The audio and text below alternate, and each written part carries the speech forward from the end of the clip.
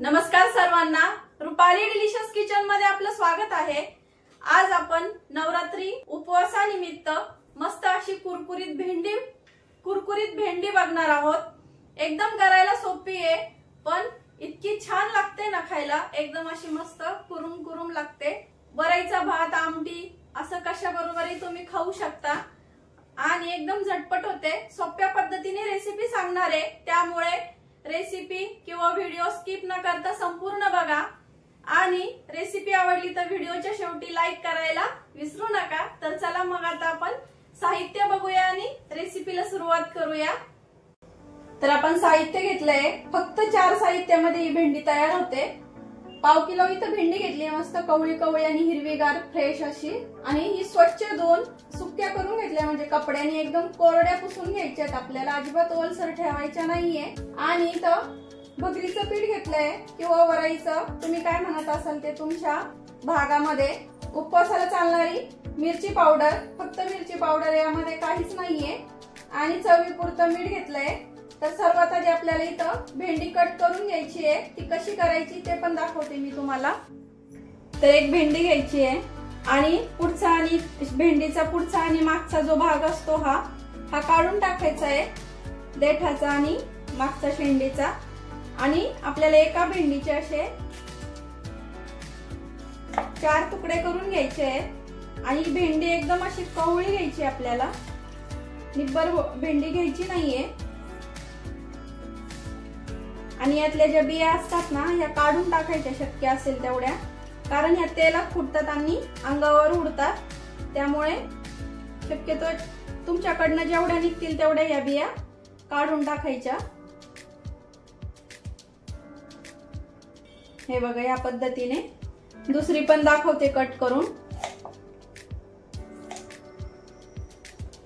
एकसारखे कट करायचे, म्हणजे आपण जेव्हा कुरकुरीत करू भेंडी तेव्हा एकसारख्या, जेव्हा फ्राय करू आपण भेंडी तेव्हा त्या एकसारख्या फ्राय होतील आणि सोबतच सर्व कुरकुरीत होतील। भेंडी अशी कट केली आणि झटकली तरी त्याचं सर्व बी निघून जातं। शक्यतो बी ठेवूच नका, नाहीतर अंगावर उडू शकतं तेलामध्ये। आता याच पद्धतीने मी सर्व भेंड्या कट करून घेते आणि मग भेटते। तर हे बघा, सर्व भेंड्या आपण इथं कट करून घेतल्या आणि सर्व बिया काढून घेतल्या आहे, जेणेकरून तेलात फुटणार नाही। तर इथं मी 1 चमचा भरून मिरची पावडर टाकते। खूप जास्त तिखट नाहीये, मध्यम अशी तिखट आहे, त्यामुळे मी 1 चमचा भरून टाकले, तुम्ही कमी अधिक करू शकता। आणि चवीपुरतं मीठ। तर तुम्ही इथं लिंबू पण टाकू शकता, मी नाही टाकणार आहे, चटपटीत पण छान लागते अशी लिंबाची वगैरे। कोणाला नाही आवडत आंबट, म्हणून मी लिंबू स्किप केलं इथं, पण लिंबू टाकून पण छान लागते। कधी वेगळी खावीशी वाटली तर तुम्ही लिंबू टाकून इथं करू शकता। भांड चेंज केलंय, मिक्स करता येत नव्हतं म्हणून। तर मसाला सर्व भेंडीला लावून घ्यायचा इथं, मीठ आणि मसाला। आणि आपल्याला आता भगरचं जे पीठ आहे ते थोडं थोडं मिक्स करत जायचंय।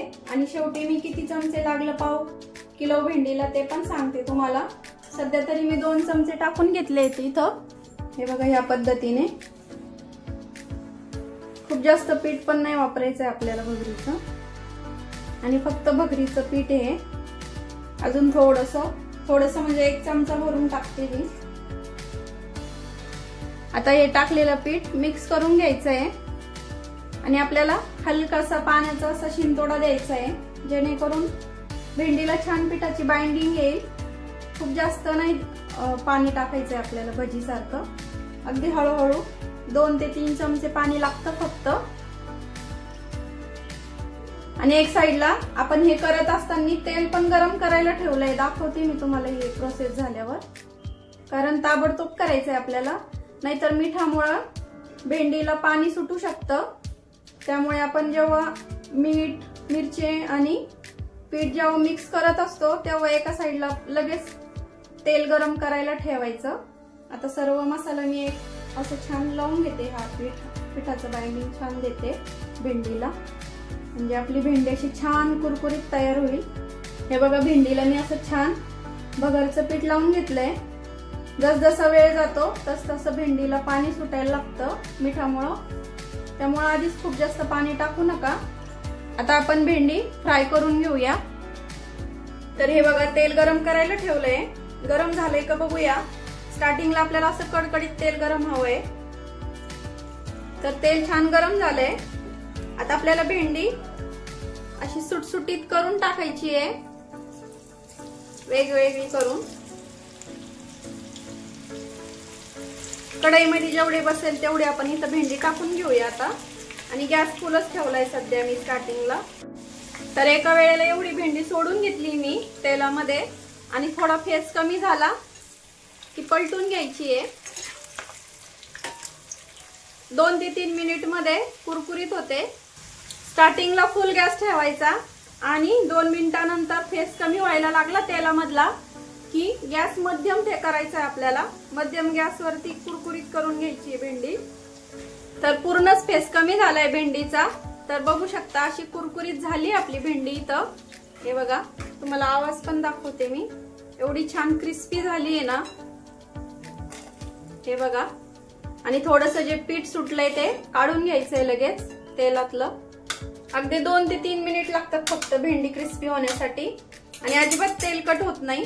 आता गॅस फुल करायचा आहे पुन्हा आणि आधी सारखीच भेंडी इथं सोडून घ्यायची आहे। थोडा फेस कमी झाला का पुन्हा पलटून घ्यायची आपली सेकंड बॅच पण। आता ही पण छान क्रिस्पी करून घ्यायची आहे। सेकंड बॅच पण आपली रेडी झाली इथं। आवाज बघू शकता तुम्ही। आता सर्व भेंडी मी अशीच कुरकुरीत तळून घेते। तर आपली सर्व अशी भेंडी कुरकुरीत भेंडी इथं तयार झाली आहे आणि तुम्हाला तोडून दाखवते। हे बघा, इतकी कुरकुरीत झाली ना मस्त। तर तुम्ही आमटी भात केला त्यासोबत खाऊ शकता। थंड झाल्यावर खूप जास्त कुरकुरीत होती। हे बघा, अगदी सहज तुटते आणि अशी खूप जास्त काही तेलकट होत नाही। तर आपली मस्त अशी कुरकुरीत भेंडी इथं रेडी झाली खाण्यासाठी, तोडून पण दाखवली आहे। तर तुम्ही कशा बरोबर एन्जॉय केली आहे ते मला कमेंट मध्ये नक्की सांगा। आणि रेसिपी तुमची अशीच मस्त छान कुरकुरीत झाली का ते पण मला कमेंट मध्ये सांगायला विसरू नका। आणि एकदम सोपी आहे करायला, पटकन होते आणि भेंडी न आवडणारेही आवडीने खातील अशा पद्धतीमध्ये होते।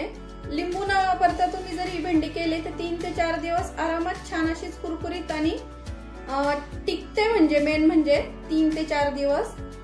तर तुम्ही एकदा करून ठेवली का 2 ते 3 दिवस खाऊ शकता मस्त। आणि भाकरी सोबत पण खूप छान लागते, भगरीच्या भाकरी सोबत पण खूप छान लागते ही नुसतीच अशी खाण्यासाठी। तर तुम्ही रेसिपी मला कशी वाटली कमेंट मध्ये सांगायला विसरू नका।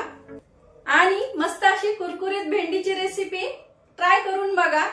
रेसिपी आवडली असेल तर लाईक, शेअर, सबस्क्राईब करायला विसरू नका। रेसिपी नक्की ट्राय करा, कारण घरचं जेवण हे खरंच स्वादिष्ट असतं। अशाच नवीन छान छान रेसिपींसोबत पुन्हा भेटूया। तोपर्यंत बाय बाय।